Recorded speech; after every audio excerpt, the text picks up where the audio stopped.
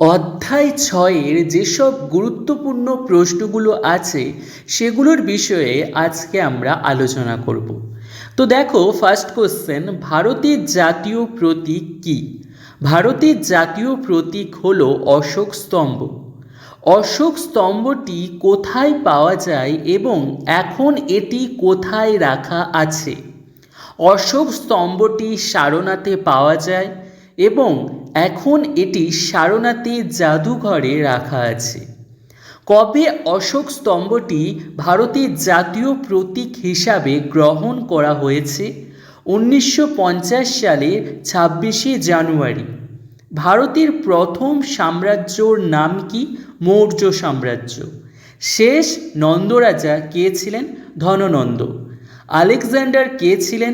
গ্রিসের ম্যাসিডনের শাসক। ভারতীয় উপমহাদেশে আলেকজান্ডারের সঙ্গে কার যুদ্ধ খুব বিখ্যাত এবং এই যুদ্ধের পরিণতি বা ফলাফল কী ছিল? ভারতীয় উপমহাদেশে আলেকজান্ডারের সঙ্গে এল্ডার পোরাস বা রাজা পুরুর যুদ্ধ খুব বিখ্যাত এবং এই যুদ্ধে গ্রিক বাহিনীর কাছে শেষ পর্যন্ত পুরু হেরে যান। তবুও তার বীরত্বকে গ্রিকরা সম্মান জানিয়েছিল। তো এই যে পুরুর কথা আর আলেকজান্ডারের যুদ্ধের কথা আমি এই অধ্যায়ের লাইন ভিত্তিক আলোচনা সেই ভিডিওতে আলোচনা করেছি। তো তোমরা যদি দেখে না থাকো তো সেটা দেখে নিতে পারো। তার পরের প্রশ্ন, রাজা পুরুর রাজত্ব কোন দুটি নদীর মাঝের অঞ্চলে ছিল? পুরুর রাজত্ব ছিল ঝিলাম ও চেনাব নদী দুটির মাঝের অঞ্চলে। আলেকজান্ডারের কোথায় মৃত্যু হয়? আনুমানিক খ্রিস্টপূর্ব 325 অব্দে ব্যাবিলনে তার মৃত্যু হয়। ভারতীয় উপমহাদেশে আলেকজান্ডারের অভিযানের সময় মগধের সিংহাসনে কারা রাজত্ব করতেন? নন্দ রাজারা। অর্থশাস্ত্র গ্রন্থটি কার লেখা? কৌটিল্য। প্রথম মৌর্য সম্রাট কে ছিলেন এবং তার রাজধানীর নাম কী ছিল? প্রথম মৌর্য সম্রাট ছিলেন চন্দ্রগুপ্ত মৌর্য। তার রাজত্বকাল ছিল খ্রিস্টপূর্ব 325 বা 324 থেকে 300 অব্দ পর্যন্ত এবং তার রাজধানীর নাম ছিল পাটলিপুত্র। দ্বিতীয় মৌর্য সম্রাট কে ছিলেন অথবা চন্দ্রগুপ্ত মৌর্যের পরে মৌর্য সাম্রাজ্যের শাসক কে হয়েছিলেন? বিন্দুসার। খ্রিস্টপূর্ব 300 থেকে 273 অব্দ পর্যন্ত তার রাজত্বকাল ছিল। বিন্দুসারের ছেলের নাম কি? অশোক। আনুমানিক খ্রিস্টপূর্ব 273 থেকে 232 অব্দ পর্যন্ত তার রাজত্বকাল ছিল। অশোক সারা জীবনে কটি যুদ্ধ করেন? মাত্র একটি।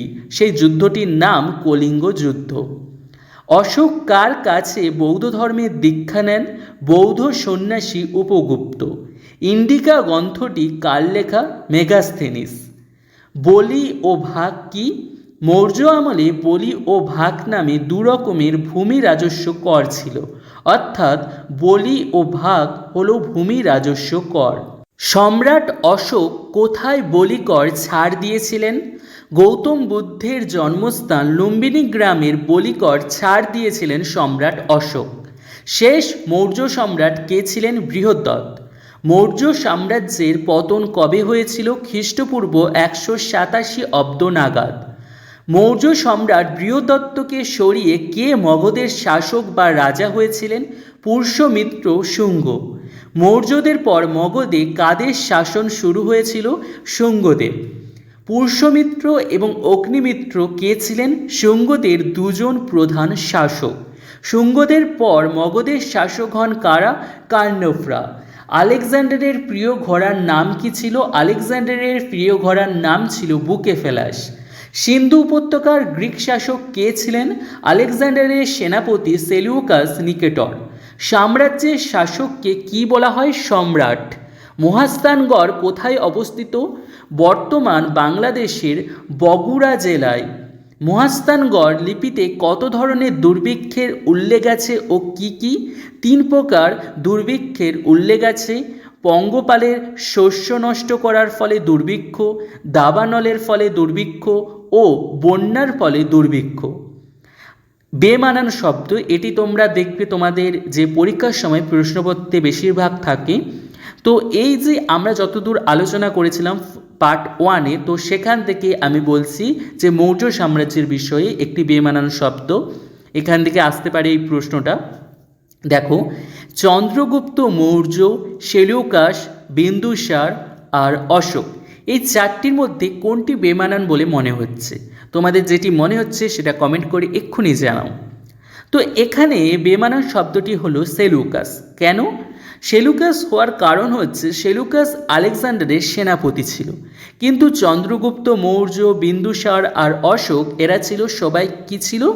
মৌর্য সম্রাট। তাই এখানে বেমানান শব্দটি হলো সেলুকাস। মৌর্য সাম্রাজ্যের পতনের কারণগুলি কি কি ছিল? খুব গুরুত্বপূর্ণ প্রশ্ন একটা, ভালো করে শোনো। ফার্স্টে আমি উত্তরটা বলে দিচ্ছি, তারপরে এটা আমি বুঝিয়ে বলবো। তো দেখো, চন্দ্রগুপ্ত মৌর্য প্রতিষ্ঠিত মৌর্য সাম্রাজ্যের সম্রাট অশোকের আমলে অভাবনীয় উন্নতি করলেও সম্রাট অশোকের মৃত্যুর পর মৌর্য সাম্রাজ্য নানান সমস্যা দেখা দেয় এবং মৌর্য সাম্রাজ্যের পতন ঘটে। এই পতনের মূল কারণগুলি ছিল: 1. চন্দ্রগুপ্ত মৌর্য ও অশোকের আমলে মৌর্য সাম্রাজ্য বিরাট অঞ্চলে ছড়িয়ে পড়েছিল, আর একজন শাসকের পক্ষে একটিমাত্র স্থান থেকে এই বিশাল সাম্রাজ্য ঠিকমতো পরিচালনা করা সম্ভব ছিল না। ফলে বিভিন্ন ছোট ছোট রাজারা স্বাধীন হওয়ার চেষ্টা করে। 2.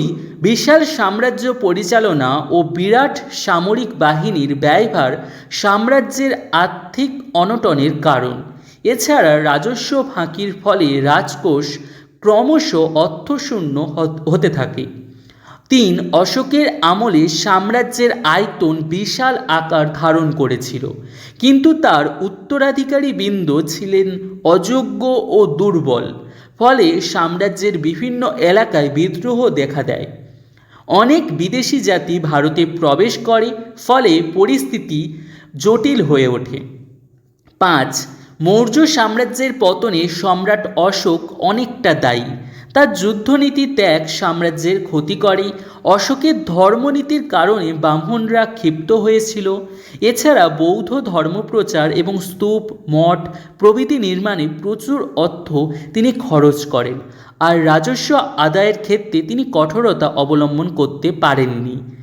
এই সকল কারণগুলি বিভিন্নভাবে মৌর্য সাম্রাজ্যের পতনের জন্য দায়ী। তো দেখো, মৌর্য সাম্রাজ্যের পতনের কারণগুলি আমরা বললাম। তো দেখো, এখানের বিভিন্ন বিষয় নিয়ে আমরা আগেই আলোচনা করেছি, তাও একবার বলছি। দেখো, মৌর্য সাম্রাজ্য একটা বড় সাম্রাজ্য ছিল। চন্দ্রগুপ্ত মৌর্য এবং অশোকের আমলে একটা বিশাল এই সাম্রাজ্যের আকার ধারণ করেছিল।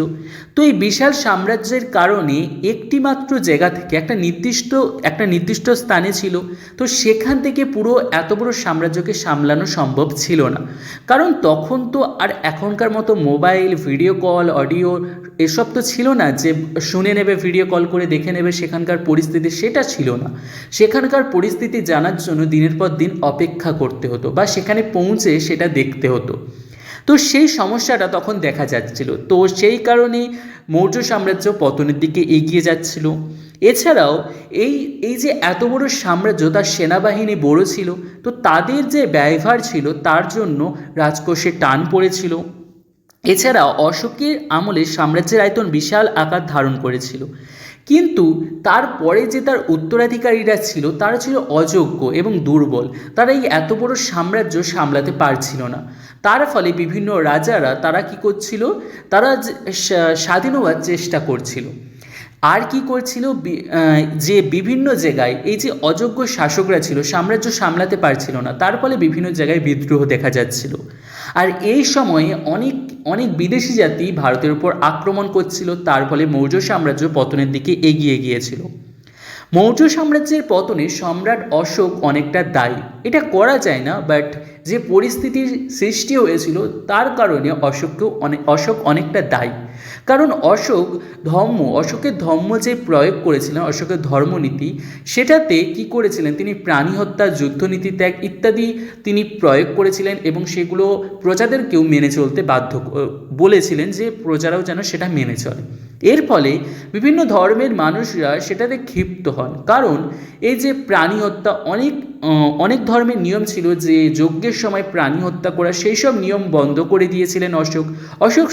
অশোক সব ধর্মকে সম্মান করতেন, কিন্তু তিনি এগুলো বলেছিলেন, আদেশ করেছিলেন যে এগুলো করতে বারণ।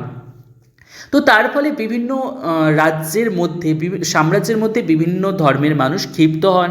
এছাড়াও যে তিনি যে মঠ বৌদ্ধ ধর্মের ব্যাপারে তিনি অর্থ দিয়েছিলেন বিভিন্ন জায়গায়, তো তার ফলে তিনি প্রচুর অর্থ খরচ করেন। তো সেই কারণে মৌর্য সাম্রাজ্য কী হয়েছিল, রাজকোষে টান পড়েছিল। এছাড়াও তিনি যে কর ব্যবস্থা ছিল, সেই কর ব্যবস্থাতে অনেক সুবিধা দিয়েছিল।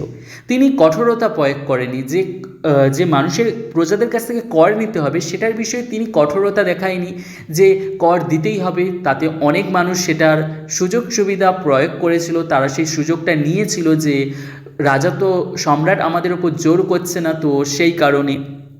তো এই রকম কিছু কারণের জন্যে আস্তে আস্তে মৌর্য সাম্রাজ্য পতনের দিকে এগিয়ে যায়। তো এই মৌর্য সাম্রাজ্যের পতনের বিভিন্ন কারণ আছে। একটা সাম্রাজ্য ধ্বংসের জন্য একটি মাত্র কারণ কখনোই হয় না, তো বিভিন্ন কারণ থাকে। তার মধ্যে আমরা এই প্রশ্নের উত্তরে 5টা যে পয়েন্ট সেটা আমরা বললাম, 5টা কারণ। এছাড়াও বিভিন্ন কারণ রয়েছে, কিন্তু আমরা মূলত যদি প্রধান কারণে যাই সেখানে আমরা দেখতে পাবো যে অশোকের মৃত্যুর পর সেরকমভাবে কোনো যোগ্য শাসক ছিলেন না, তার ফলেই এই সাম্রাজ্য ধ্বংসের দিকে এগিয়ে যায়। তার কারণ হচ্ছে অশোক ধর্মনীতি প্রয়োগ করেছিল, তো তারপরে তার উত্তরাধিকারীরা এই যুদ্ধনীতির দিকে তেমন একটা মন ছিল না, সেই রকমই পরিস্থিতির দিকে এগোয়।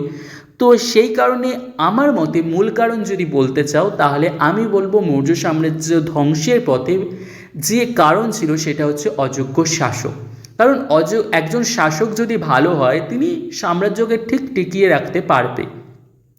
এছাড়াও বিভিন্ন কারণ আমরা দেখতে পাই, তো কিছু কারণ এখানে ব্যাখ্যা করা হলো।